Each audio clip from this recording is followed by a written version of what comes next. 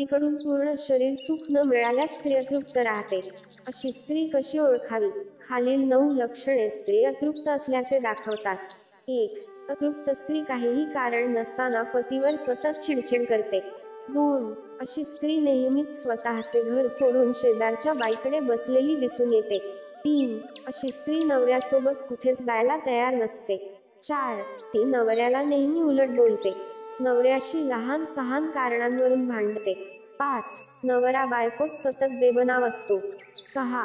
ते एका बिछान्यात झोपत नाहीत. 7. एकमेकांच्यात हसणं फार कमी असतं. 8. अशी स्त्री सतत तिरसट बोलते.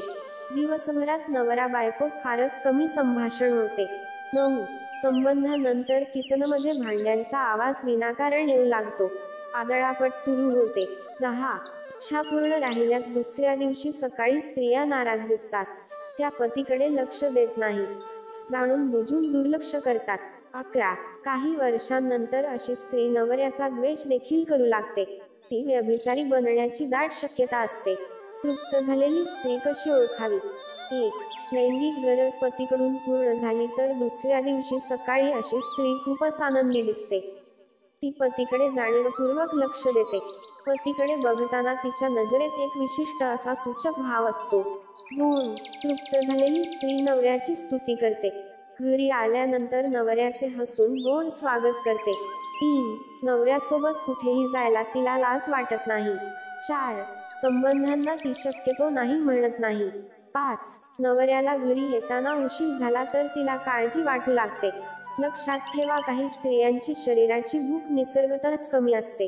त्यामुळे देखील अशा स्त्रिया संबंधांना अनेकदा नकार देत असतात. याचा अर्थ त्या अतृप्त आहेत असा होत नाही. पतीकडून पूर्ण सुख प्राप्त झाल्यानंतर देखील काही स्त्रिया बाहेरखाली होतात. याउलट चारित्र्यवान स्त्रिया समाधान न होता देखील बाहेरचा रस्ता धरत नाहीत. तुला साधा कांदा कापता येत नाही तर तू मोठी आणि महत्त्वाची कामं कशी करणार? असे म्हणून सूचक हसणारी स्त्री संबंधात तृप्त समजावी. याउलट, साधा कांदा कापता येत नाही, असू दे, मी करते, असं रागात बोलणारी स्त्री अतृप्त आहे असे समजायला हरकत नाही.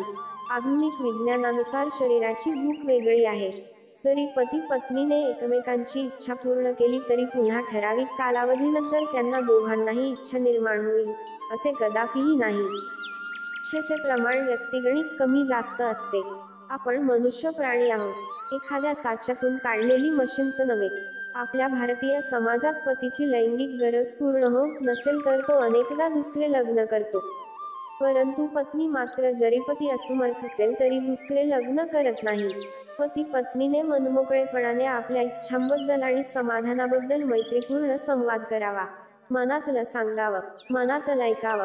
दोघांनीही एकमेकांना पुरेपूर आनंद देण्यासाठी प्रयत्न करावा. यातूनच एक समाधानी सहजीवन निर्माण होते. मित्रांनो, जर तुम्हाला हा व्हिडिओ आवडला असेल तर व्हिडिओला एक लाईक करायला विसरू नका. तसेच आणखी माहितीपूर्ण व्हिडिओ ऐकण्यासाठी आमच्या चॅनेलला अवश्य सबस्क्राईब करा.